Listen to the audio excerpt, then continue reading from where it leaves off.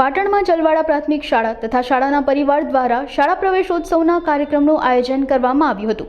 કાર્યક્રમની શરૂઆતમાં મહેમાનો દ્વારા દીપ પ્રાગટ્ય કરાયું તેમજ શાળાની બાળાઓએ સ્વાગત નૃત્યથી કાર્યક્રમને આગળ વધારવામાં આવ્યો હતો। ત્યારબાદ બાળકોને મોમેન્ટો આપી પધારેલ મહેમાનોએ બાળકોના ઉત્સાહમાં વધારો કર્યો હતો। કાર્યક્રમમાં રાધનપુરના એસડીએમ નિર્ભય ગોંડલિયા, માનાભાઈ ડી રબારી, લાયઝન અધિકારી, ન્યાય મામલતદાર, રેવન્યુ તલાટી, તલાટી કમ મંત્રી ડોક્ટર આચાર્ય પ્રકાશભાઈ તેમજ ગામના પૂર્વ સરપંચ, શાળાના આચાર્ય, શિક્ષકો તેમજ ગ્રામજનોએ મોટી સંખ્યામાં હાજરી આપી હતી।